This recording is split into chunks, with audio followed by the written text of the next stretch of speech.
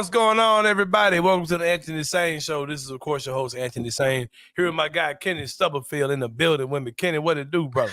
My brother, been a good day, man. How are you? Been a good day for me as well, man. Got a big show today. My boy, Damichael Cole, is going to join me for the sit down with Sain. Of course, he's the Grizzlies beat writer for the Memphis Commercial Appeal. He's going to join us for the sit down with Sain. A lot of stuff to talk to him about, man. We got Kennard stuff. We got Zach Edey. Talk about, the other rookies on the team. Plenty of stuff to talk about. Gigi Jackson, what's going on with him? Yep. All these things to talk about, man, with my boy, Damichael Cole. But before we do that, Kenny Stubblefield, I'm going to tell you about my day yesterday. Let's do it. I have a great job. Yeah. And I typically don't have to work in the office too much at all.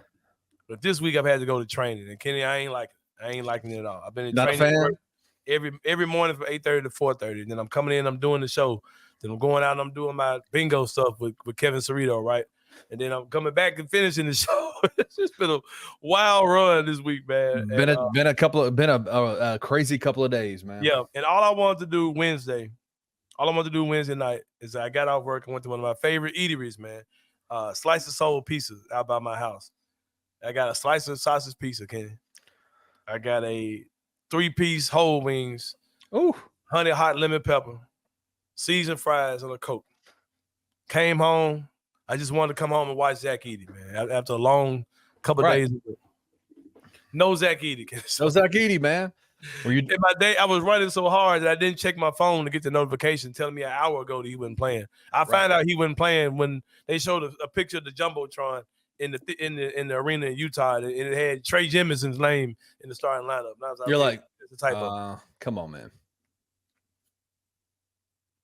Did not see Zach Edey. Did see Trey Jemison. Saw a lot of Trey Jemison. Saw some other stuff, man. Some Deaky Jarreau. Hey, let me tell you, I like that guy. I remember him when he played for Houston, right? Oh yeah, don't remind me. Man, that dude killed Memphis, man. He was so good. Yep. His game kind of reminds me of Will Barton's game. Yeah, no, 100%. They kind of look alike, to be honest with you. Yeah. But we also saw DJ Jeffries. I'm going to say about DJ Jeffries too, man. I watched the games on bootleg stream, right? And my stream glitched. It paused and it popped back in the future. It was like maybe 30 seconds later, right, in the future. And DJ Jeffries pops up on my screen. I'm like, bro, what? I said, what is this, bro? Like, this some shit from last year. Got Miss Williams on it. Right. DJ Jeffries was looking like out of shape Miss Williams, bro, on my screen. Man, I know Corey's probably going to see this. Yeah. But I said this in the Discord today. When I saw DJ in high school, I thought he was the next one. Yeah. But you know what? His game looks a lot better outside of college than he looked in college. Like, he didn't look good last night. I didn't see much of it at all. Right. But with that number 5, he did look like an out-of-shape Vince. He looked like DJ's a bigger kid. You know what I mean? So, yeah, so I'm watching the game, man. Couldn't really get into it. Gigi looked a little better, but it was not Summer League basketball that I really wanted to see at all. No. Coming from their product. So I ate my food and I got into bed, Kenny. And I woke up and I saw that we lost on some Scottie Pippen Jr. couldn't make a shot type stuff. I'm like, bro, if I don't get Zach Edey, bro, you got to at least give me Jalen Wells or Cam Spencer or something. I don't want to see. I mean, Gigi cool, but not just Gigi and Deaky. You know, I want to see more than Deaky. Shout out to DJ Jeffries out there. DJ Jeffries looks a lot better as a non-college player than he looks as a pro. It seems some dudes, man, their game is just not for college basketball, no matter how good they are. Like, their game just doesn't translate to college basketball. And DJ looked a lot better in that type of setting to me than he did. Well, at least the last time I saw him in Memphis. I haven't really paid attention to him since he left here. It just, I would say what's been surprising about DJ is just because his skill set and his size is perfect for the NBA, like legitimately perfect for the NBA. Yeah. It has been surprising to me that he has not experienced more, I guess, success at Mississippi State. They've had good teams while he's been there. And I think he's been one of the leaders on that team, but there's just, it doesn't seem, and I'll just be frank, it doesn't seem like they've added a ton to his game, like that he's kind of developed into a a better player. I would love to see him catch on somewhere, but it's just interesting. Yeah, like I said, the Grizzlies did lose that game. They're headed now to the 2K Summer League. It used to be called the Vegas Summer League. Now it's the 2K Summer League. We'll talk about NBA 2K a little bit later in the show as well. But like I said, I'm going to get out y'all way, man, because I got my boy Damichael Cole. Sure, it's going to be a good interview with him. Plenty of stuff to talk to Damichael Cole about since the last time we talked. The Grizzlies did hire a bunch of coaches, too. Y'all see it, man. I tried to tell y'all months ago what was going down, man. Now y'all see. But, hey, shout out to my boy, Tuah Isolo. Is that how you say it? I think so. You might be the first person to get it right, honestly. Yeah, it's Tuah Isolo, I think. Okay. Or Isalo, one of the two. But, yeah, shout out to him. Your future Memphis Grizzlies coach. He'll probably be the head coach around by December. You're so crazy, man. You're so crazy. But, yeah, shout out to all the people who tried to downplay this assistant coaching news like it wasn't no big deal, and then fired damn near everybody. But, yeah. They brought back, who'd they bring back? Anthony Carter, and is that it? And Anthony Carter and St. Andrews. Yeah, St. Andrew, St. Paul, St. Vincent. Yeah. St. Mary, St. Vincent. Yeah, exactly. But yeah, man, we're about to take a break. When we come back, my boy Damichael Cole is gonna be in the building, man, for the sit down with Sain. We'll see you guys in a minute.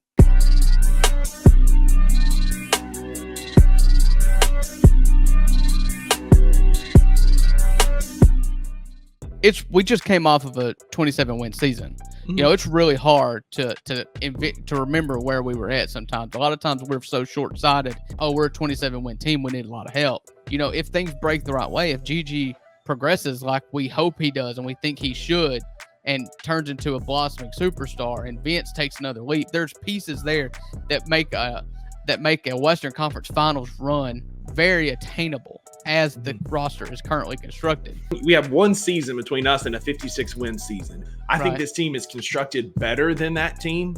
I think our floor, as constructed, this is assuming that Luke Kennard re-signs with no other moves. As our team is built now, I think our floor is 45, 50 wins. Tune in to the $2 Sports Show with Rusty Witten and Drew Gann every Friday at 3 p.m. only on the Bluff City Media YouTube channel. The culture they're trying to build, they want high character guys that they trust in. And even if you're a 4 or 5 star guy, if you do something that, whatever it may be, brings your fit culture wise into question, right, they tend to cut ties with that person. And I think Peyton Joseph is an example of that. I don't know if Ryan is the type of coach that bends the knee or is willing to sacrifice any level of culture to bring a guy in, no matter sort of where they stand on the team. Now, some people could view that as a negative, right? Because there's been a lot of good coaches that have kept guys on because of their talent, even though they've made some questionable decisions. Right. But I tend to, I think it's a high character thing. And I think it just shows character within a football facility to not bend the knee to anybody, even if they're the most talented guy on campus. Tune into On the Bluff with Christian Fowler and Gabe Kuhn every Tuesday at 12 p.m. on the Bluff City Media YouTube channel.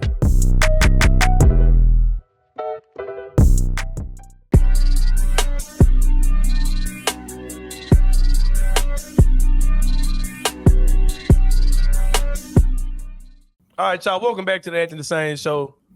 As I told y'all, my guy Damichael Cole is in the building. Damichael, I don't know if I told you this, brother, but they're gonna have to get a healthy dose of my boy Damichael Cole this entire offseason. It's just anytime something worth talking about, come on, I got to get my boy on first. Damichael Cole, of course, is the Grizzlies beat writer for the Commercial Appeal, as well as the host of Locked On Grizz with my guy Joe Mullinex. Damichael Cole is in the building. First things first. Are we talking Rookie of the Year, League MVP, Defensive Player of the Year? What all are we talking about when it comes down to one number 14, Zach Edey? Of course, I'm joking, of course, but being real, like we talked about this, off the air. You're talking about a guy, and as far as name recognition and as far as star appeal is concerned, Zach Edey is the second biggest name that's came through here since John Morant. Like it's not even close. You know what I mean? What do you think of what we've seen from Zach so far? What we've seen so far is what we've needed to see. I think there were 4 or 5 boxes. You go into Summer League and you say, these are the boxes we need Zach Edey to check off. You want to see physicality, check. I mean, it was a lot of that. You wanted to see impressive screen setting, check. I mean, the way he was freeing up Scottie Pippen Jr., if not anyone else. I mean, the reason that Scottie Pippen Jr. had a big game was in large part due to the space that Zach Edey was creating with those screens that gave him, easy shot attempts and whatnot. You wanted to see him crashing the glass, particularly the offensive rebound, an area that the Grizzlies were the best at for years. As soon as January 2023 happened, when the end of that game, Steven Adams fell down over there in Phoenix. They've been mediocre and below average at offensive rebounding since. 4 offensive rebounds, including the biggest one of the game to force overtime. Check. And then you wanted to see some edginess, honestly. Like I don't want a big nice guy that's oops, sorry, I bumped you too hard. Yeah. Like you want somebody like, that was less about knocking your ass. Yeah, that was me. That was me that just hit you. Yeah, what you gonna do about it? Yeah. And to see him protect Jake LaRavia like that, imagine when it's Ja Morant. That's Desmond Bane. Like you need that, the Grizzlies, Memphis has always had those dudes. We had Zebo, you had the TAs of the world, you had Steven Adams anytime something was going wrong, like he's gonna mix it up. Like that stuff meshes well with Grizzlies culture, Grizzlies basketball, because Ja loves it, Dez loves it. Like these aren't the type teammates that are gonna say, hey man, calm down. You're not supposed to be doing like they're gonna they're gonna walk over. They're gonna put a batter in his bag for sure. Exactly. So the thing is, when we think about his ceiling, I think the floor is high right now because he's checking off every box that Memphis needs. The floor is what Memphis needs. The ceiling is what he could potentially become. He's checking off the floor, and that's going to bode well for the Grizzlies. Now, as far as what he can become, there's a lot more to see. Quite frankly, what the Grizzlies need him to be, I want to make sure I word that right. What the Grizzlies need him to be, I know, again, I've said this a couple times. Everyone's not going to love this part of it because he's so entertaining watching him. Based on what the Grizzlies need him to be, we don't need to see him in Summer League anymore. I mean, that was against Walker Kessler. Look, I know you don't want to hear it, but look, we don't need the physicality, boom, the offensive rebounding, the screen set, all of that. I don't need to see him on the floor again until he's on the floor with Ja Morant. But at the same time, when you talk about his ceiling as a player, I need to see a little bit more. And that's where we get into I want to see him more guarding in space against different type of lineups because you're going to see different personnels, different teams as more film is out on him in Summer League. When you get to game 3, game 4, they're going to attack him in different ways. They're going to notice something throughout the game. Say, okay, that worked, but that team didn't go back to that against him. And then it's like, okay, how does he respond to that? I think we need to see just basically more reps, and that's going to be big. But as far as what the Grizzlies need from him, I've seen enough. In that case, I agree with you there. But I do want to see him in some different situations, like you said, because for sure, Walker Kessler was the perfect dude in a way for him to match up against. A guy who's going to do the things exactly that he wants him to do. I would like to see him against like maybe the Oklahoma City team. Their Summer League team's a lot smaller. I would like to see him. I want to see, can he dominate? If somebody puts a 6'7", 6'8" small forward on him or whatever. Go small. I want to see him dominate a guy like that. So I definitely want to see that again. I mean, I do want to see him again between now and then. But here's the question, Damichael Cole: are you foreshadowing some information that you already know? Can we expect to see more of Zach Edey? And when this thing switches over to Vegas, for not the Vegas Summer League, but the 2K Summer League? Yeah, I think so. Yes, but I wouldn't expect to see him all the way throughout the whole run, unless they're just beating the socks off teams and they say, you know what, let's just try to win it. Like the Grizzlies are known for being cautious with guys, and if they feel like someone is, for lack of better words, too good for Summer League, they're gonna sit them down. We saw it with Desmond Bane. They could have kept playing Dez that year. His second year in the league, and Dez was just torching dudes, in Salt Lake City. And they were like, all right, let's go sit down. We don't need to see anything else. Yeah. Zach Edey, that first game, you gave me some of those type vibes because as dominant as he was, he could have been way more dominant because, for sure. I mean, they weren't force feeding him. Yeah. My whole thing is we saw so many examples of him sealing guys in the paint, especially Kyle Filipowski, but even Walker Kessler at times. And Walker Kessler, won his fair matchups as well. But there were so many times where they could have just threw it in there and just said, everybody get out of the way, let him work. That wasn't really, Scotty had to get his. Gigi was trying to get his and everything else. But I think over the course of Summer League, they're going to trend that way. They're going to, the ball's got to touch like how it became at Purdue. At Purdue, it was a little bit of that at first. And then you look at his senior year, there weren't too many possessions. Like, it almost looked like it was a rule. Like, we don't shoot unless Zach Edey touches the ball first. And I think Memphis will slowly get to that area, and he'll look real dominant. So I think you might see him a couple more games.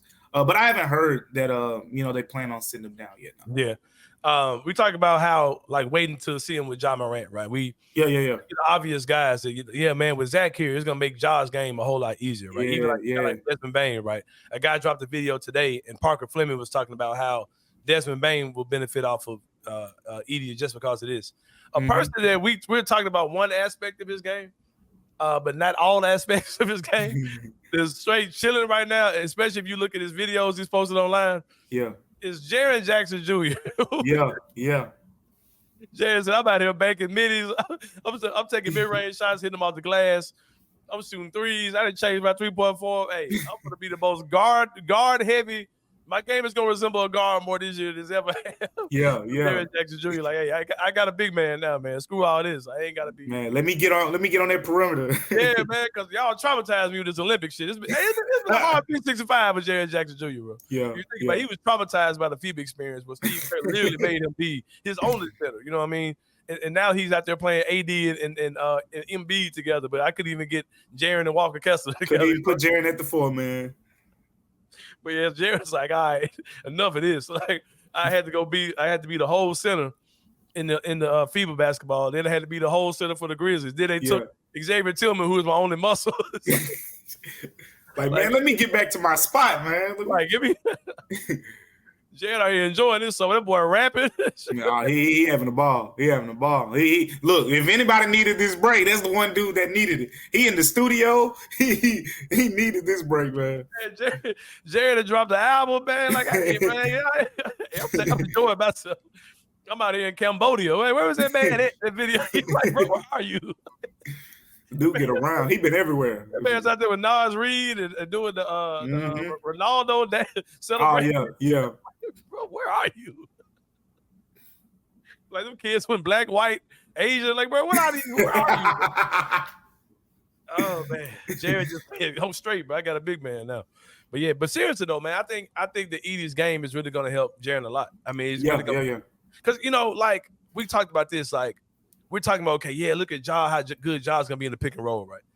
And we talk about the 2-man game between Ja and Zach Edey, right? Mm-hmm. Jaren Jackson Jr. as the ball handler, high screen and roll between him and Edey could be nuts. If Jaren's got the ball in his hand, if you're a power forward and you're trying to guard Jaren, and then you got Zach Edey setting the screen, and Jaren's getting to the basket, you can. If Ja's not in the game, but you got Jaren out there, you can run that play, and that shit could be just unbearable for some team. What we supposed to do with this, bro? You know what I mean?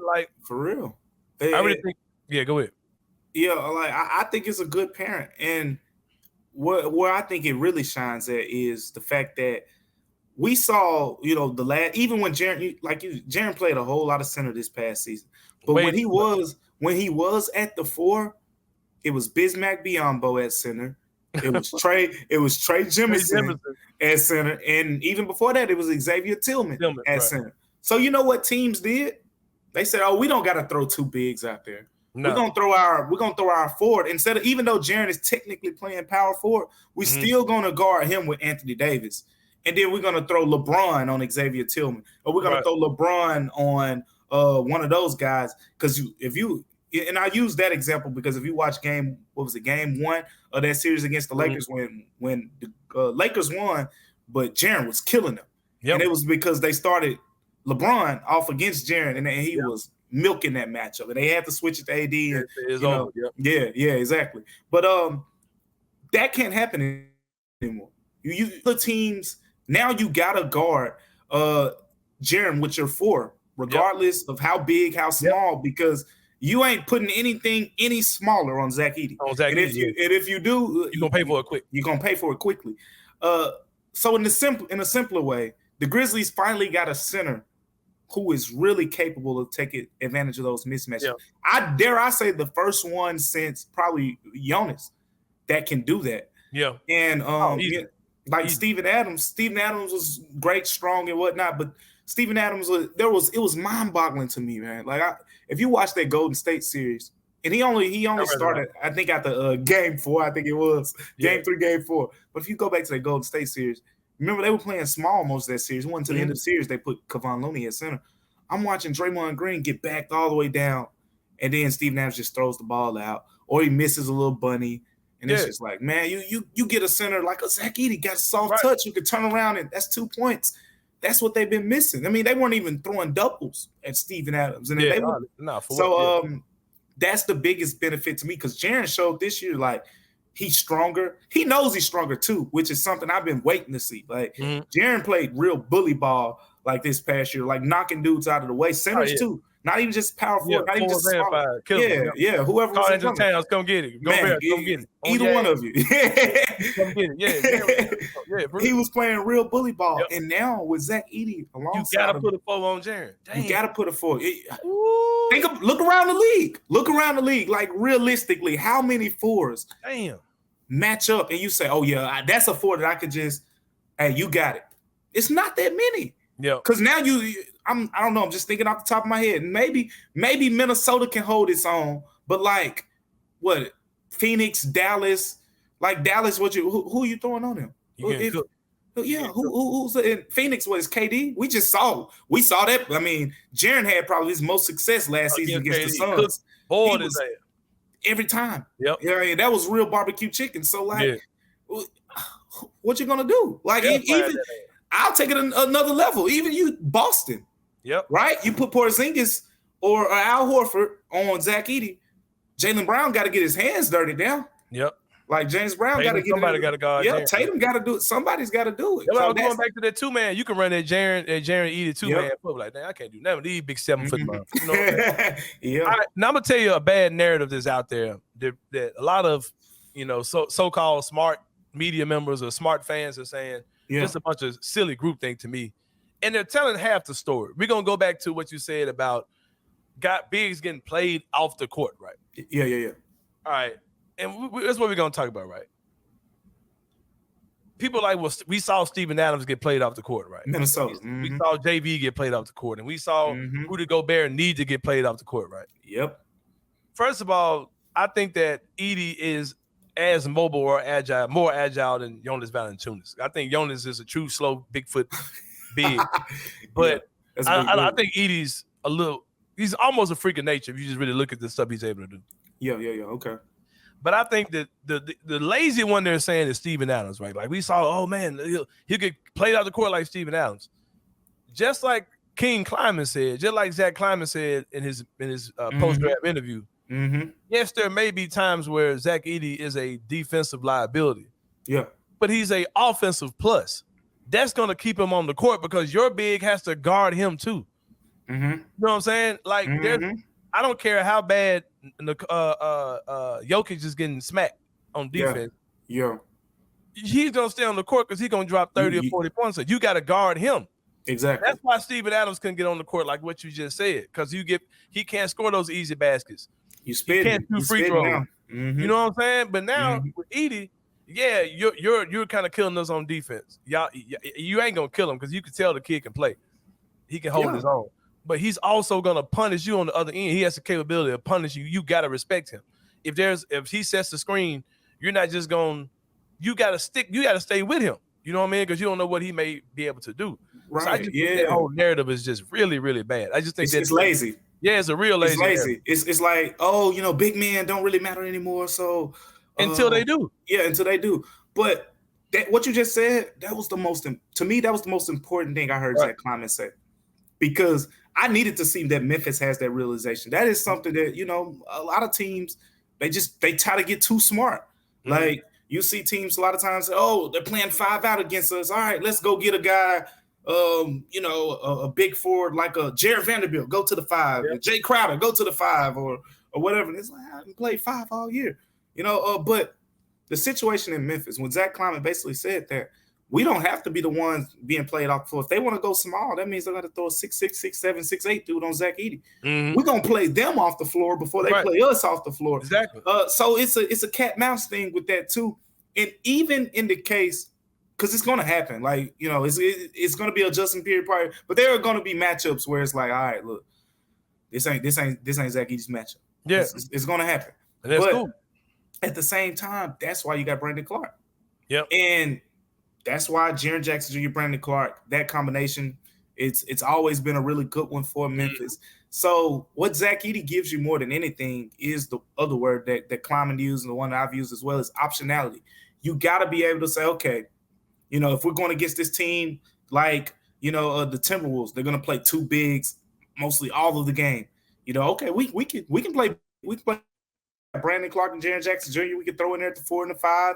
You know, we got Zach Edey. We can mix in there. Santi Aldama's close to 7 feet. Like, okay, we can play that way too. Right. But then you go to a team, you know, like the Clippers who have Zubac, but they're gonna, you know, when they take him out, they're probably going four out, 5 out a lot of times. Same thing with Boston, 5 out. When you play those type of things, okay, Brandon Clark, you played 16 minutes last night. We need you for 32 tonight. Right. Edey, you played 29 minutes last night. Probably only get 15 tonight, but it's cool, you know. So I think the main thing is one, if the Grizzlies got to be willing, and it sounds like they will be. And you know, people kind of forget that Ja is actually a pass first point guard. Yeah.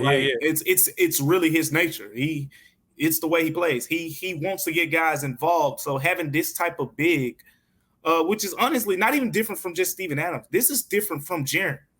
Like how many people like you, like even before I really, you know, start covering the Grizzlies, I remember seeing a lot of y'all want Jaren to be more like physical and two-man game type. Yeah. But I mean, did you see that play where he didn't get the ball, but he sealed Kyle Filipowski, and dude looked like he was about to go sit in the front row. Like he was just walking back. Wanted no part of Edey, bro. It was like that. You remember that Michael Orr scene in The Blind Side where he took the dude to the bus. Right. Like that's what Zach Edey looked like he was doing with Filipowski at that time. But John's gonna throw you the ball in that situation. So you know, there will be certain, and it's not even like that just with him. Like we see it with Luke Kennard, right? I remember in the playoff series against the Lakers, a lot of people were like, man, why isn't Luke Kennard closing games? Why is Dylan Brooks closing?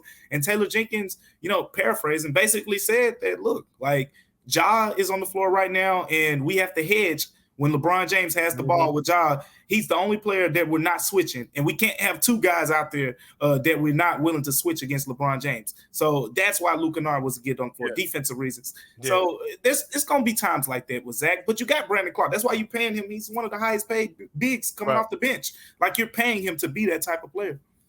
I'm glad you went there, Damichael Cole. Kennard Stubblefield, bring your ass on the screen. I'm gonna let you be the voice of. I'm gonna let you represent. Well, he represents. Is it the haters? He represents the. No, he represents the Luke Kennard culture. I'm just. Okay. I've had so many conversations, Damichael. It's been, you know, how could a team that's, you know, one of the worst shooters not value a guy that shoots at a historical level, and you know, you got to have shooting, all that kind of stuff, right? Yeah. It just seems odd to me that Luke Kennard has been a free agent for 2 weeks, and we ain't heard nobody want him but the Grizzlies. Like, I mean, it just seems like a guy that's such a good shooter. Like, you know, I've been arguing with these guys for months about how much value, you know, Luke Kennard, one of the better shooters, and he ain't the only one who's still sitting out there in free agency, bro. Nope. He ain't the only one. Like, the NBA has changed, bro. You got to be able to do some other shit. Now, am I saying that a guy like him don't have a place in the league? Cool. I'm not saying that at all. But on a team that has John Morant, Marcus Smart, Desmond Bain, Vince Williams, Jaylen Wells. Yeah.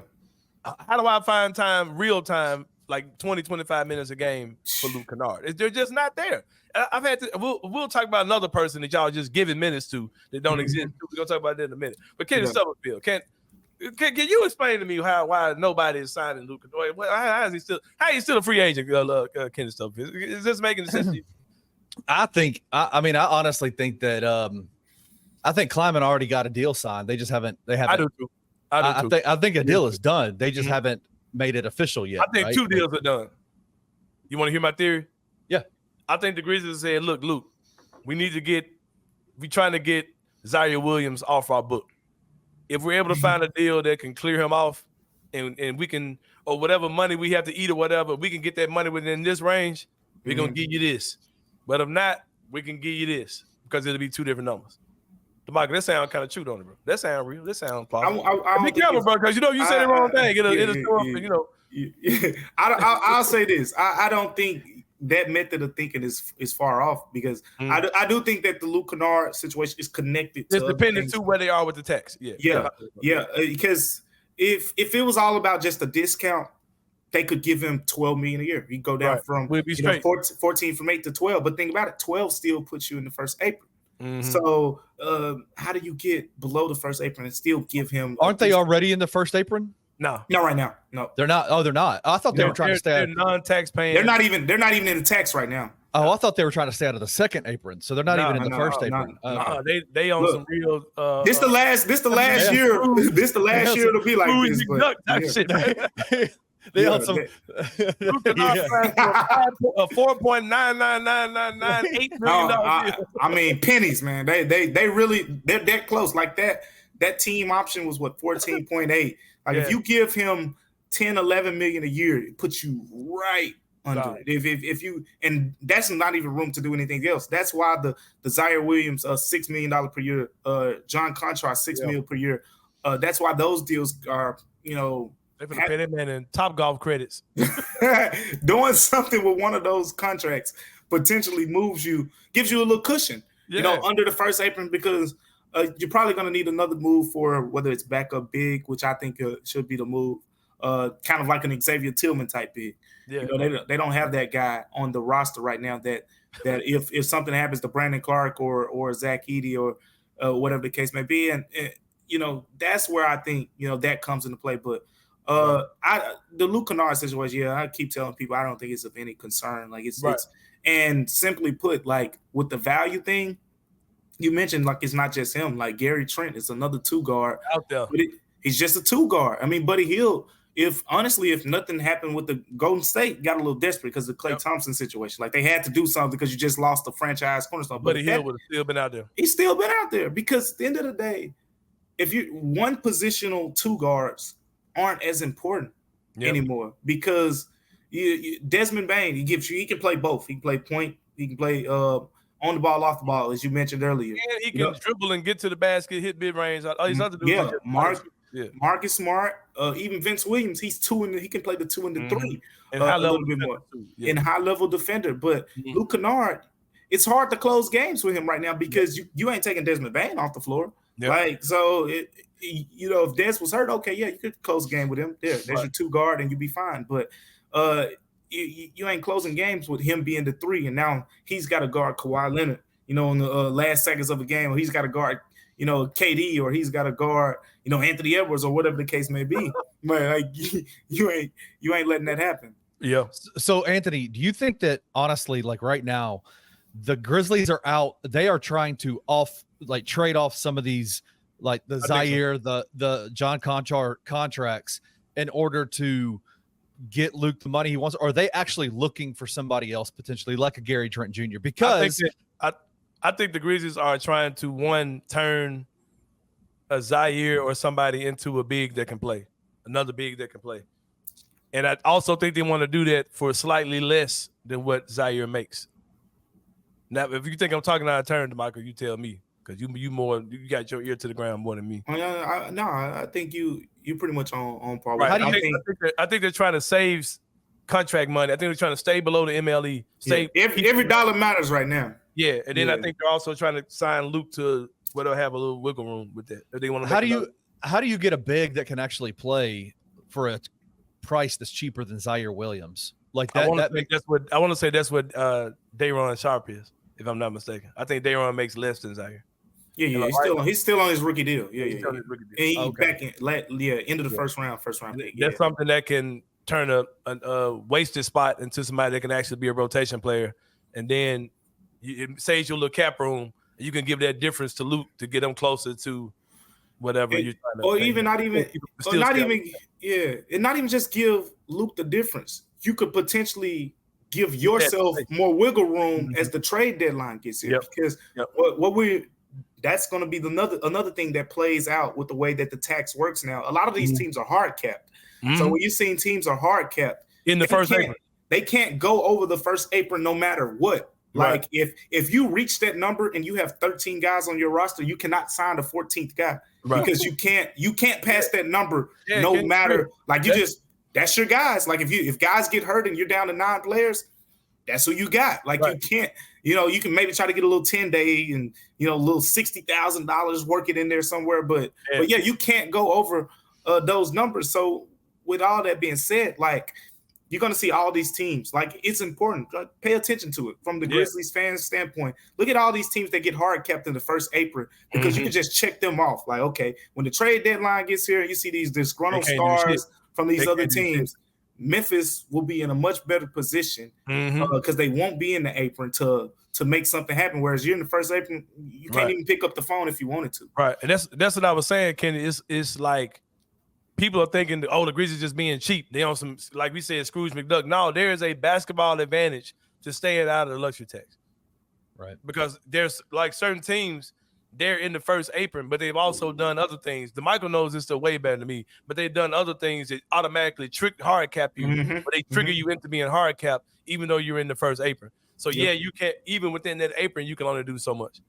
Yep. Damichael knows way more about this stuff. It's things like sign and trade. If you're in the luxury tax, you use that. You sign and trade for a guy. Like I remember when everybody was talking about Isaiah Hartenstein and that whole thing. If the Grizzlies would have done that, they'd been hard capped. Yep, they've been hard capped within the first apron. That would have hard capped them or whatever. So it's also like you can use that mid-level exception and it can trigger your hard cap.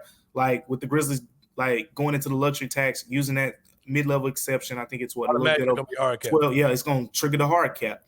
So it's easier than ever before to get hard cap. Like the only team that really comes to mind to me the last 3-4 years, off the top of my head, that I remember was hard cap was the Warriors when they did remember the D'Angelo Russell sign and trade because they got desperate around that time. That was when the KD move happened and they traded. They gave us the first round pick to take D'Angelo Russell.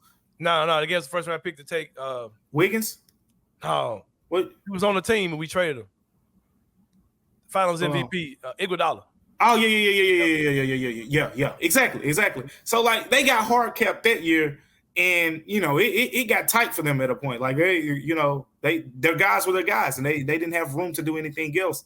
So I think you want to try to avoid the apron at least this season because Memphis will probably be in it, going forward. But the cap is going to expand a little bit too, though. The cap's going to expand, but Jaren Jackson Jr. pocket is going to expand too. So, I don't know how much good that's going to do Memphis. Yeah, but that boy going on tour next summer, y'all. Oh yeah. He's about to have on this shit. A worldwide tour, and he going to be able to afford to pay for some of the seats if they ain't sold out. Right. So, but I think that Luke Kennard situation it'll work out in good time. Yeah, for sure. So percentage wise, where are you at? Like on both of y'all, in terms of Luke being on the team or not next year? He'll be on the team next year, you think, or what? Yeah. Without a doubt. I agree. I'm saying 100%. I think it's because if another team wanted to get Luke, I think they, like I said, guys who just are spot up shooters and that's all they do. Yeah. Those guys really don't have a role in the league like they may have had a while ago. Because you got to remember, man, LeBron James got a lot of guys paid from being a 6'9" wing that was playing point guard and let the point guard just be a spot up shooter. Yep. He covered a multitude of sins doing it. And that formula just ain't working no more. Like Devin Booker trying to be this, all powerful guard, or Paul George trying to be this Mr. Drip. That stuff ain't working. James Harden just being this everything guard. That stuff ain't working. Yeah, I'm with you. I won't say 100% because you never say never, but I'll say like the DNA test. I'll say 99.999. Do y'all feel like the NBA basketball is kind of going on a cyclical thing right now of some of those bigs are back, positions are back. Edey finna break the lead, man. Does that not feel like that a little bit? Like that's happening slowly but surely. But it's they're coming back, but it's a different way too. Like it's more shooting, it's more it's like the Celtics. The shooting guard position coming back too, bro. Yeah. The Celtics just went berserk from 3-point range. The Celtics took 2 more 3-point attempts than any other team in the NBA. And I think that's going to even out a little bit more across the league because people are going to say, okay, we got to, that's how the Celtics beat a lot of teams. Like they just shot 50-something 3-pointers and you shoot 30 and you make 15 of your 30 and then they make 22 of their 50 and that's a big difference. So, I think it's the math too that matters more than ever. But at the same time, yeah, man, the bigs. I mean, the Jokic and B's, the Bears, and then the Grizzlies just getting Zach Edey. We see, the rim runners like Derek Lively out there that's making the impacts. I definitely, you can say that for sure. Yep. But yeah, man. Any quick thoughts on Jalen Wells, Cam Spencer, those two guys? Going into count. Man, I mean, shooters like this. I said it the last time I was on here. It was like, man, these shooting is as big of a concern in Memphis as was the whole thing about the bigs. And what we've seen so far between these dudes, I know Jalen Wells didn't shoot it well that first game, and then early in the first quarter, second quarter, I know people like, man, hold on, Jalen Wells, like you got to do something, and he woke up. But I think they both have an understanding of their roles.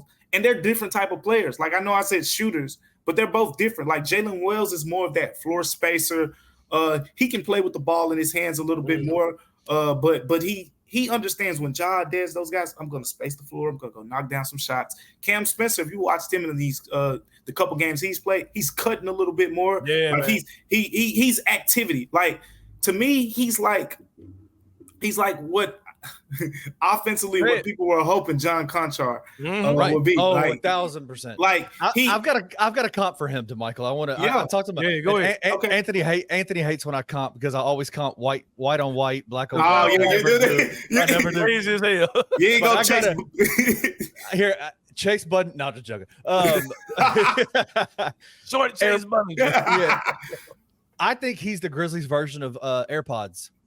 I think he a better shooter than that kid though, man. AirPods was a good shooter now. AirPods Cam Spencer's a better shooter than a lot of people though. But yeah, I mean I can get with that though. I can get with it. You see how he got hurt the other day. You see how AirPods got hurt the other day, just getting muddy in there. Like I can see Cam Spencer doing the same thing that I think Joel Embiid elbow and with Team USA he took one of those. But Cam Spencer, we're gonna talk about how silly that man looking in a minute. That's coming up very soon. Yeah. Stay your ass home, bro.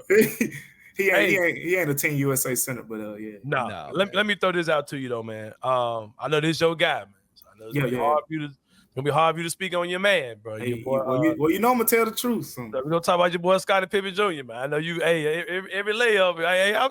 You better watch. You better watch what players be. When you see guys being guys, Amar Rashad out here, man, you gotta.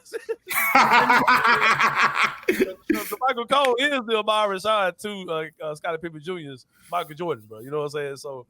But Scottie Pippen Jr., I know you're probably going to disagree with me. We were talking about, like we just kind of throw minutes out. Like, that guy's going to play 25 minutes a game. Like, all right, that's not happening, bro. You know what I mean? And here's my thing. I'm going to break this down again. I don't want to be any confusion. Okay. Scottie with a Y, Pippen Jr., kidding so good. But Scottie Pippen Jr., right? Yeah. I think he's a very good player. All right? I think he's good. I think he's really good. Hit me with the butt. That's what I'm saying. Hold on. I think he's really good. Okay. But I think that we have a backup point guard kink here in Memphis because back when Mike Conley was here, Mike Conley was never a top-tier point guard. When I say top-tier, I mean like top 5, top 10. Yeah, right. The top 10 is the very lowest. Like there were times when Mike Conley was top 10, but it was like he was 8 or he was 9. He was never like 6'5", 4'3", 2'1". So he's a guy who you've always had to have a solid point guard behind him because you just got to have if Mike's playing 35 minutes a game, the guy that's playing 13 minutes a game needs to be pretty good, right? Mm-hmm. But when you have an elite level point guard, you don't particularly want that guy not to be on the floor. I want Ja Morant on the floor. I don't want Tyus Jones out there. I want Ja out there, right? Yeah. And in the event that Mike Conley goes down, Tyus Jones could really kind of it wouldn't be too much of a huge drop off, right? But the level of being dynamic between Ja Morant and Tyus Jones or Ja Morant and Scottie Pippen Jr., whoever, is night and day, right? Oh, for sure. All right. So I've always said if you have an elite level starter, you don't have to have an elite level backup. Right? I've always thought that concept has been weird that people say that, right? Because even when Marc Gasol was here, and there were people arguing, talking about how bad we need to keep Costa Kufas on the roster. Right? I was like, bro, don't need our backup center does not need to be that good, bro. You know what I mean? Maurice Spates. Trade that dude. Trade. I used to scream, go trade Costa Kuvas for some scoring, man. Like, we don't need a backup center that's that good, bro. So here's my thing. Yes, I think Scottie Pippen Jr. is very good. But there are fans who are like flat out arguing me, man, that guy's going to be the backup point guard day one. And these same people also saying Marcus Smart doesn't need to start. He needs to come off the bench. I'm like, okay, and do what? Because now you're saying Scottie Pippen Jr. is a backup point guard. So what is Marcus Smart doing? Yeah. Because if Desmond Bane's playing 30, 35 minutes a game, what am I going to see? 18 minutes of Marcus Smart? I mean, what are we talking about? You know what I mean? So I think Scottie Pippen Jr. has a role in this team, but I think that's as an emergency guard. I think he's going to have the same role that Kennedy Chandler had a couple years ago, where if somebody gets hurt or if it's 2 games in 3 nights or whatever they're doing, you'll see Scottie Pippen Jr. get squeezed in some of his two-way game minutes, relieving guys. But there are people who are like flat out arguing me thinking, man, Scottie Pippen Jr. is going to be backup point guard. And I think that I can make 2 true statements. That one, Scottie Pippen Jr. can play, and number 2, Scottie Pippen Jr. won't play. Like I think I'm fine with saying both of those statements, bro. And I've had so many like confrontations with people who think otherwise, and I'm like, man, I don't really know what y'all need me to do. I don't know what y'all want me to say. Man, I put it like this: for the baseball people out there, in baseball we got this thing called service time manipulation. And that translates to the conversation we're having about Scottie Pippen, because there's a contract manipulation type thing that can happen here with Scottie Pippen Jr. And it's the fact that, one, he's on a 2-way contract. So, yes, the Grizzlies can use him in, whatever type of role they want to. But the truth is, you don't have to put him in a situation where he's the primary backup point guard or he's on the 15-man roster until later on in the season. Right. So you don't need him to be that guy yet. So I think, Derrick Rose will get the first crack. No one has a problem with that. Derrick Rose steps in. Oh, yeah.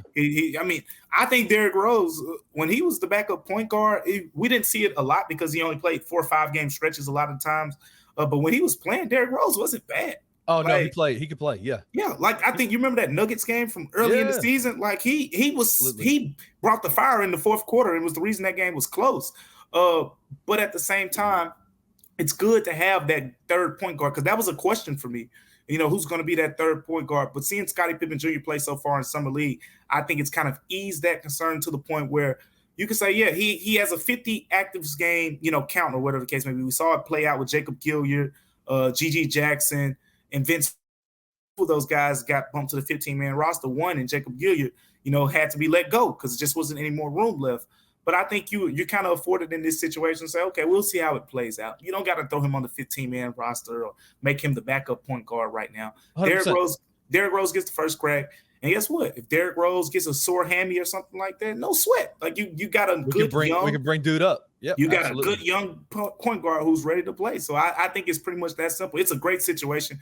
Now I think you got, Ja's going to play your 32, 33 minutes, and you got 15 minutes behind that of solid point guard play with Derrick Rose and Scottie Pippen Jr. that just won't get you, blown out of the game. So obviously we lost Anthony for just a few minutes. He's coming back. Internet man is always crazy with StreamYard. I don't know if you've noticed this or not, but I have one question for you.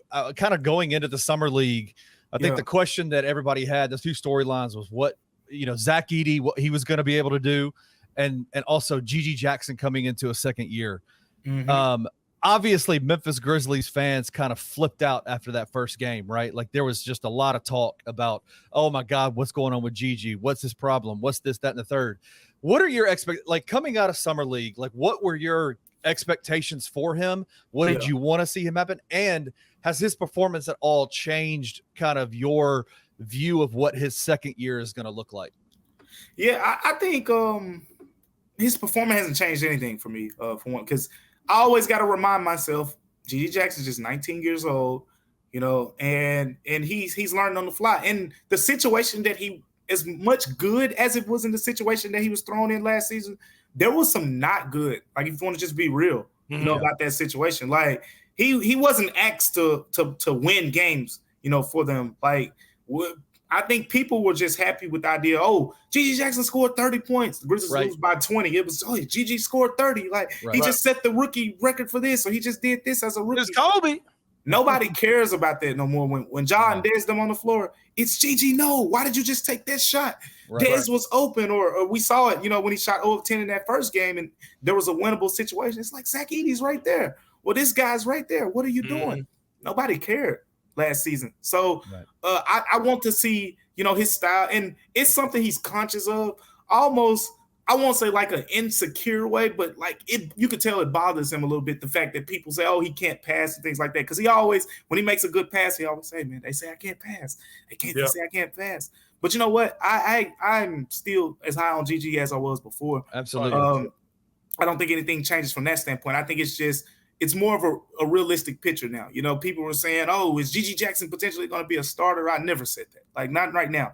Like, not on this team right now, because there's some more development that has to happen. This is a guy averaged 1.2 assists last season.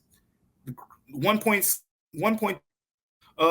So far, we haven't seen him, display better playmaking. I think that's the big question that I have when he gets to Las Vegas. I want to see him have a 5-assist game. Doesn't have to be 10, it doesn't have to be a Luka type stat line or nothing, but make some consistent good passes off of reads, because he can go off the dribble and make things happen. But that's what I want to see from GG Jackson. So right now, it feels like he's a level above what he was, because the confidence is through the roof. Like, confidence is crazy. He on the floor like, hey man, I'm the best player out here. Like, not saying that, but the way he carrying himself, like you can tell he like, man, these dudes can't mess with me. But at the same time, now you got to see it translate to other areas of this game. Continue to be that defender, that point of attack defender that the Grizzlies want him to be. Continue to grow in his efficiency. But more than anything, to me, it's the playmaking. Like I keep telling people, but they're gonna be surprised if he's not in the rotation at the beginning of the season. People are like, why is the GG playing? And I'm like, it's the playmaking. That's the only thing right now that'll keep him off the floor. Yeah, I'm with you. But Mike, I appreciate you, brother. I knew, of course, so many things we need to chop it up about, man. Since the last time we talked to you, bro, I had to go and get you back in, man. I appreciate you coming on all the time, man. Doing what you do, man. Keep doing what you're doing. Hey, you busting these folks' ass and come down to the coverage, bro. It just yeah, what it is, bro. You know what I'm saying? You ain't need that. Appreciate you, bro. You know what I'm saying? So yeah, I appreciate what you're doing. Appreciate you coming on with us, man. As always, a regular guest here on the Anthony Sain Show. But when we take a break. About to take a break. When we come back, it's the 3-pointer here on the Anthony Sain Show. See you guys in a minute.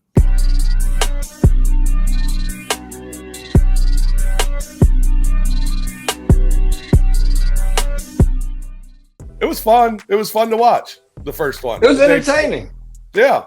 Some of the things, I always say this, are some of the things that someone is doing now, can it translate to the role that they're going to play when they get with the rest of the basketball team? And it was nice to see guys be able to do some of those things. Most importantly in it all was just watching Zach Edey out there. And it was good to see him play, against Walker Kessler, a big that has played NBA minutes, still a young guy. He wasn't out there playing against another college guy, a guy that he could dominate who doesn't know the NBA game at all. It was nice to see him be solid against a guy who also has size and athleticism. And so it was. I thought it was a good first showing for the big fella. Tune in to the Night Court podcast with your hosts, Rob Fisher and Brevin Knight, on the Bluff City Media YouTube channel.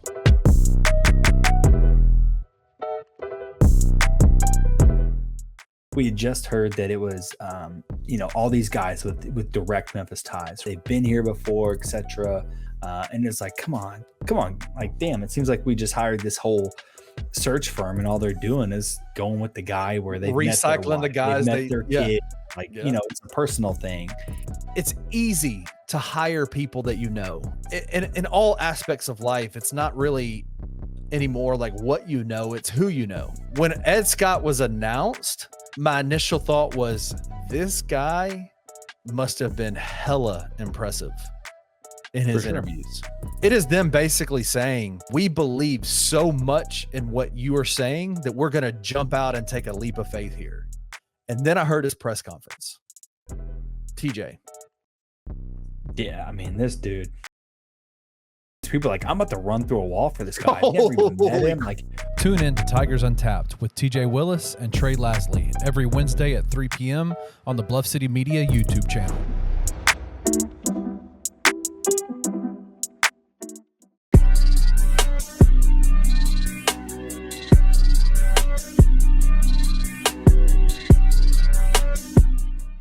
All right, y'all. Welcome back to the Anthony Sain Show. Super dope interview with my boy Damichael Cole, man. Damichael been killing it this off season too with everything he's been working on, man. And he gave us some extra time today, man. We were with him for like 40 kind of long with my boy today, man. You know, he was dropping some nice little stuff. Got me excited about this whole Zach Edey thing. Yeah, for sure. Now it's time for the 3-pointer, man. We talk about 3 things that are going on in the world of sports. Olympic basketball has a lot of news coming out of it, man. For one, man, Kawhi Leonard. If I send you a picture of Kawhi Leonard, just know I ain't gonna be there long. I'm on the way, but I ain't gonna be there long, man. For real. What happened? What happened there? Like what went down? Bro, we know Kawhi wasn't right when he went out there. Like, and it's wild. Kawhi Leonard went to the Olympics, pre-trials, whatever. Left after a couple of days. They replaced him, of all people, Derek White, and not Jaylen Brown, which the actual NBA Finals MVP. I'll say this, man. I had this discussion with a friend of mine. If y'all don't see what's going on with this whole thing, man, let's be for real, bro. I mean, all right. Let's look at the names that people are saying should be in the Olympics that aren't in the Olympics, right? And the common thing they have together. Well, 2 of the 3 really have something in common. It's Kyrie Irving, right? Jaylen Brown, right, and Ja Morant are the 3 guys that people are saying should go. Now, if you just look at Jaylen Brown and Kyrie, Ja's a whole other thing. Now, I told you about my Olympic conspiracy that I heard this summer, right? That the reason why they were naming guards last summer to get on that team and hurry up and get commitments from them is because they were anticipating Ja coming back and going crazy this year and pressure to put him on the Olympic team. So they were trying to go ahead and have the Olympic team already named before Ja could do that because they didn't want Ja to be on the team. That was something that a league source told me that's a common thing that people are saying, that Grant Hill was trying to put his guards together before Ja could come back and do Ja shit. But Jaylen Brown. You think that's real? You think that's real? Yes, I think that's real. Wow. Because I think they eventually want Ja, but I think they want a super squeaky clean image on this team. And I think that Ja will, get his shit together. And I think he'll be on the team in 4 years, probably be the headliner of the team in 4 years. But help me understand the rationale. Like, because I think I'm picking up what you're putting down in terms of like why Derek White over and then the 3 guys that you mentioned, like why they would want him. But like, what was the reasoning? Jaylen Brown has strong religious and social beliefs. Okay. And I think that in an environment like that, there may be some concern of Jaylen Brown, they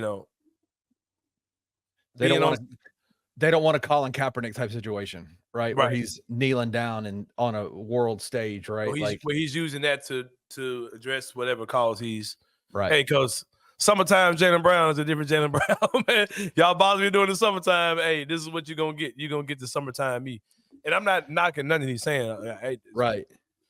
I'm definitely not knocking what he's saying. But so Jaylen came out. I don't know if you saw it, but he tweeted out his own take on why he didn't get invited, and that's that Nike got involved. But why would this? But I heard he's on this thing where he's kind of against Nike, right now too. That Nike didn't want him on the team. But I don't even think he's with Nike no more. Right. I think, and that's what I'm saying. Like, you know what I'm saying? He's out here. He's kind of on some, fight the power type stuff right now. Right. That's what I'm saying, bro. Like it's no basketball reason why Jaylen Brown isn't on this team. Because if you take Kawhi Leonard off and the closest guy that's in that same kind of player profile, it would be a guy like a Jaylen Brown, not no damn Derek White. They said, continuity wise or even like defensive skill. And I'm like, Jaylen Brown defense is taking Luka. He's a fantastic defender. Like, what are we talking about? It's crazy, bro. But yeah, Kyrie, same type of vibe. Yeah, that's a slippery slope to go down, though, man. But I think it does have to do with his beliefs. I think his beliefs is his social views and his beliefs. I mean, his faith. I think both of those things are coming into play. Now, I might be dead ass wrong, and I'm sure people are gonna let me know that in the comments that they disagree, and that's cool. But you explain to me why he ain't out there. You know what I mean? You make it make sense to me. It makes no sense. And for them to say like we're trying to build a real team and Derek White fits those. Man, when is Finals MVP? When has Jaylen Brown not been a team player? When has he not been a guy who's willing to do all the things that are necessary to win whatever he's doing? It's crazy. Yeah, it's a bunch of bullshit to me. And then the final part of this Olympic thing is Joel Embiid out there just looking stupid, looking goofy, man. What is he doing? We don't need you on my country's team, man. It could have been Jaren or somebody, man. Get the fuck out. Get out of here, man. Get your big ass out of here, man. Get your big ass out of here, Joel Embiid. But yeah, number 2, man, got some video game news going on out here, man. NCAA Football 25 is coming out Monday, Kenny Stubblefield, the 15th. It's here, man. It's about to be here. Are you going to get that game? Yeah, I'm getting it. I'm going to have it so when Gabe comes here next weekend, we're going to play this. Yeah. Have you seen the graphics on that thing? It's nuts. It's ridiculous. Like I'm gonna have my dynasty going with Memphis and Colorado. Some type shit like that. I'll probably play with Memphis first. See, and I know we're gonna talk about this in a second. Colorado's an easy one, man. They're already everybody's Super Bowl, right? Like, why are you building a dynasty? Was talking about his ass. He saw his rating. You know, he's like a 93 or something on the game, right? That is crazy. They got Travis Hunter and Shedeur Sanders. Like Travis Hunter's a 97, I think, in the game. Bro, I want to play with them just to play with them. But Memphis gonna be my team. I'm building. I gotta get Memphis in the ACC. I gotta get my boy Ed Scott that money. So you know what's interesting about this is that, and this is kind of some behind, like inside baseball type of stuff. But what's super interesting about this is that they've been working on this game for a very long time. And what they've done with the athletic departments is they've reached out and they've tried to figure out, they get a lot of gear, a lot of information, a lot of stuff from these teams. Like, and there's been rumors that the University of Memphis in 2019, 2018, I don't know really when it started, but they started to like really kind of implement like some more uniforms into the equation that were like fire, right? Like nice uniforms, and they haven't updated them since then.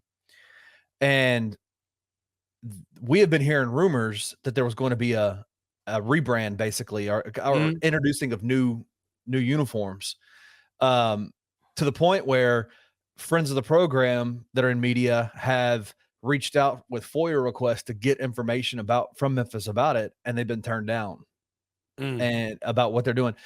So when the game comes out on Monday, they'll be in the game. The new uniforms that they're probably going to be playing at moving forward are in this game. And you know how we know this? Virginia Tech did the same thing, and it got leaked today. And so Virginia Tech had to rush out, had to drop out, drop their jerseys today because in NCAA Football 25 released some footage of them with their new jerseys on. You remember when the Grizzlies, the rebrand they're on right now, the jerseys they're wearing now? Right. I saw those jerseys before they came out. And you know how I saw them? Somebody from NBA 2K that worked for NBA 2K sent me pics of the jerseys in the game. That's how I knew what the jerseys was gonna look like. And I was on Twitter talking about it. I seen them. They like this. It was because my guy for NBA 2K shot me some pictures of that joke. Do you remember the guy from Media Day this past year posted a picture of Ja in new uniform, in the city uniform? The MEM jumps, had his hand fired. But yeah, speaking of NBA 2K25, man, the cover athletes for that came out. Cool little thing, man. You had your champions, your last two champions. You had, I said Paul Pierce, Jason Tatum is going to be on one copy. Yep. Asia Wilson is going to be another copy, and Vince Carter is going to be the cover athlete for the Legacy Edition or whatever it's called. But which really pissed me off too, man, because last year was the 25th edition, right? So I was like, it should be Allen Iverson. Allen Iverson was the original cover athlete, and he also, and he was on it for like the first 4 years, right? But they gave it to Kobe. I get it, because my perfect plan would have been have Iverson on the Legends joint, have Ja on the regular joint, and then whoever I don't remember who the lady was that had on there, but then I said, okay, well this year, go Iverson. It's 2K. It ain't the 25th edition, but you can go still go. It's 25, so bring Iverson. It's 2025. Yeah. Yeah, it's freaking Vince Carter, man. Like, man, whatever. 2K now bad though, because this NCAA football. Most would be on that joint for real. I have a whole Vince Carter take that nobody likes, right? Yeah, he's the most overrated superstar ever. And you say it's because something about it, he didn't give you an autograph or something like that, right? No. What was it? I just think he's overrated. I just don't like the way I didn't like him. I thought you had some type of encounter or something. No. I don't know why I thought this. I heard you tell this story. I don't. If I see people out, I don't have encounters with people, man. Like I'm not that dude. I don't walk. You ain't trying to walk them on them, getting no game. Hell no. I feel you. But yeah, NBA 2K dropped their cover athletes. Shout out to Jason Tatum. He was telling me, man, when I found that I was crying. I'm about to say, bro, you got a lot of brawn in you, bro. I think you just out here lying. That man's lying. He does have a lot of brawn in him. Yeah, man. Braun was this guy though, man, for real. So who knows? But yeah, man. Yeah, wild stuff. But yeah, like I said, NBA 2K dropped their cover athletes, and so did what I was saying. So did NCAA 25. Yeah, I had a number 3. I cannot remember what it was at all. Man, it's Shador Sanders, man, going off. Something else, man. Oh yeah, we switched that, didn't we? It is Penny Hardaway was on the Shaquille O'Neal the Big Show podcast. Shaq's podcast. Yeah, that's what it was. Hold on, let me type this in. Man, we're straight. Hey, listen, just we ain't gonna tell you what time we recorded this joint, but hey, man, we're broke it up. I done came home and put a shirt on for whatever time. Anthony ain't standing up, man, because he's got his drawers on, man. Drawers.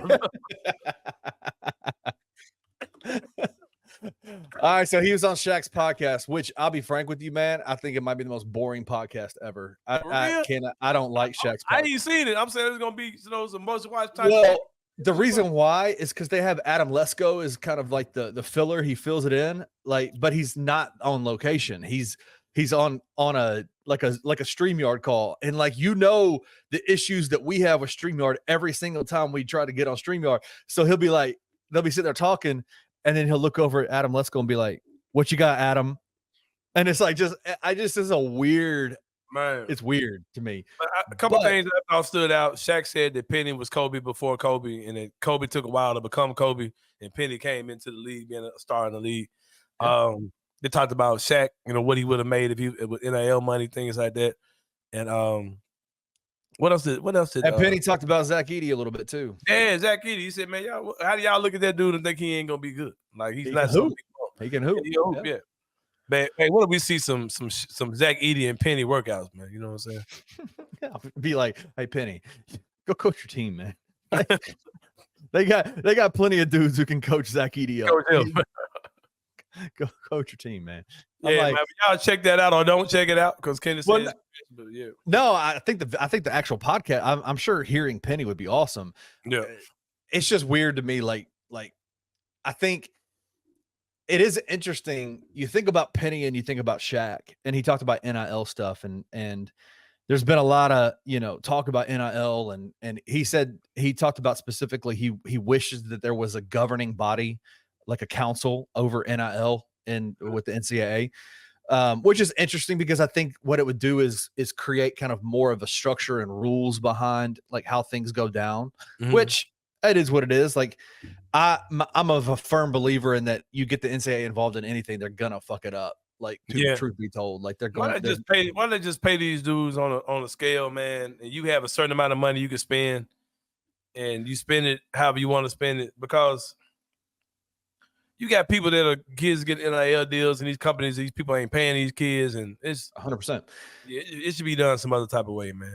I think what they're going to try to do is they got these collectives. They're going to try to. I honestly, firmly believe that they're going to start signing kids to like collective contracts for like multiple years. Like I legitimately think that's going to happen. Or they should.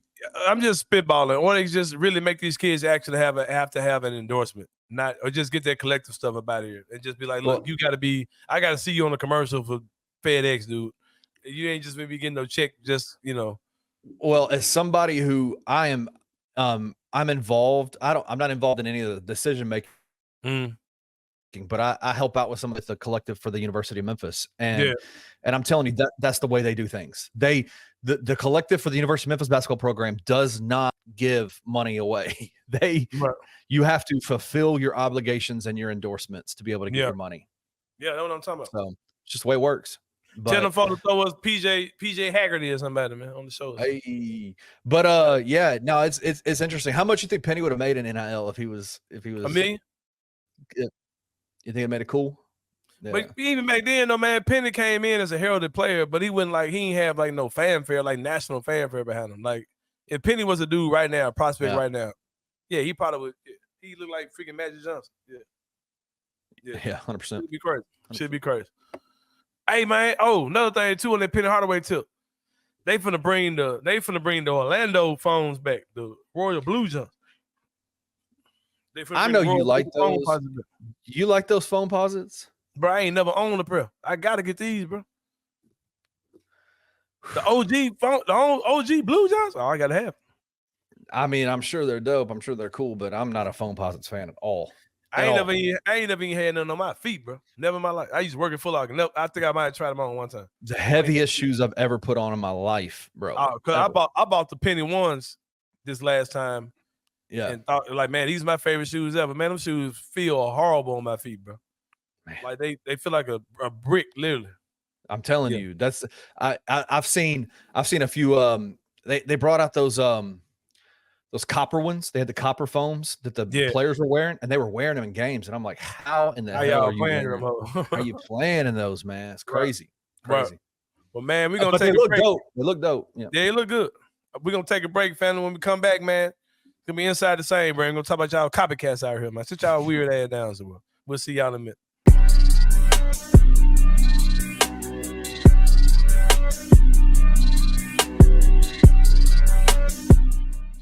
He knows the system. I want us to use Edey in the way that we could see him using when the season's here.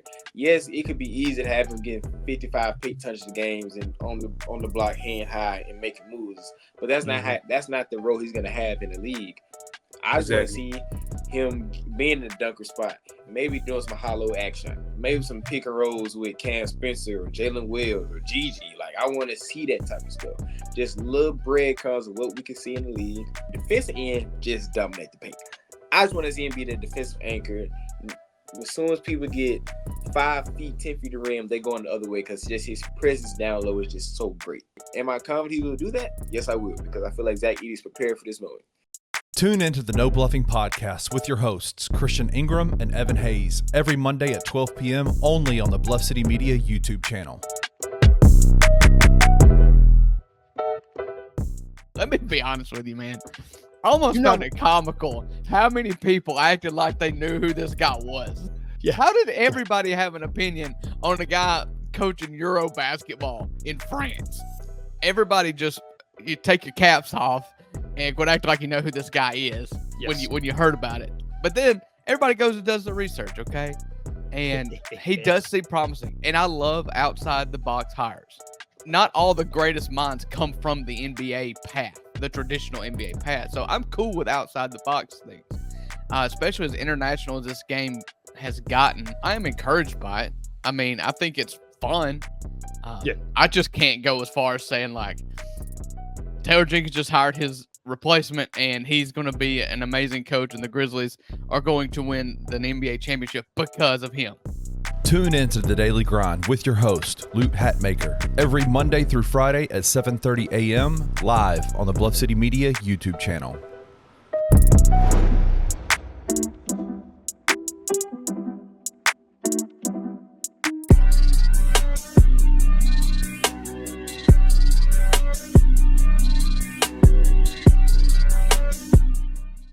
All right, y'all. Welcome back to the Anthony Sain Show. Time for Inside the Same Brain, where we talk about stuff that just on the brother mind, man. I had stuff that just either ticking me off, man, grinding my gears type shit. Kennard Stubblefield. Man, it's just copycat stuff going on, man. And we said the Hawk Tuah copycat, but not just her, man. We're gonna talk about copycats. Let's talk about her first, man.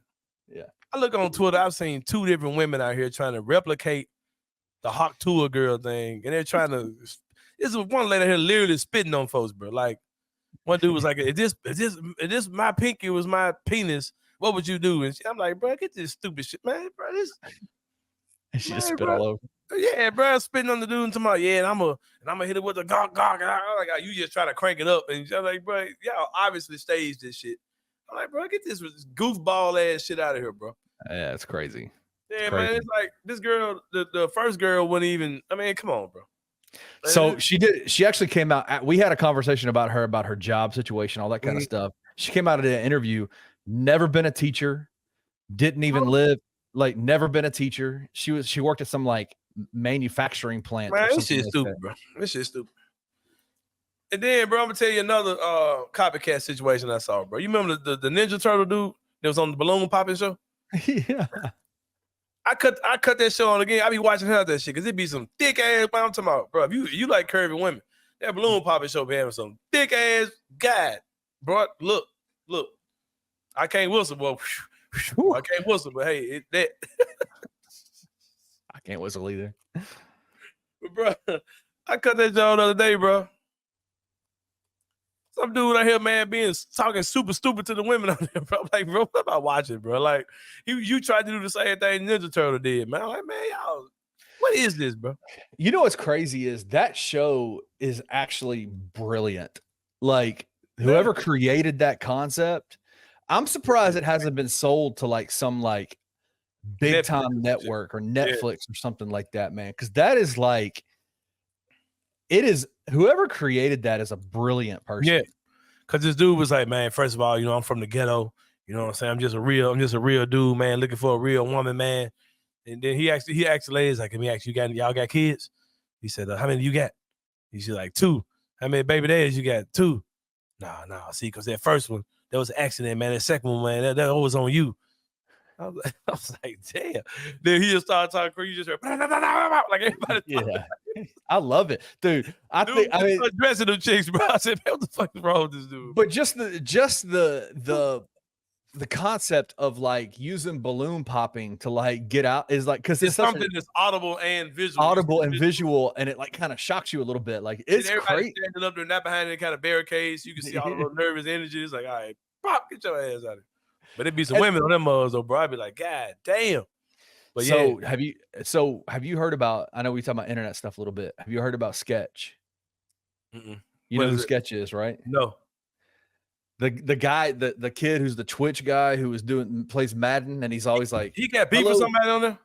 No beef, dude. It came out that this mug was like years prior to him becoming a Twitch superstar, because he's like one of the most famous internet dudes in the country right now. Yeah.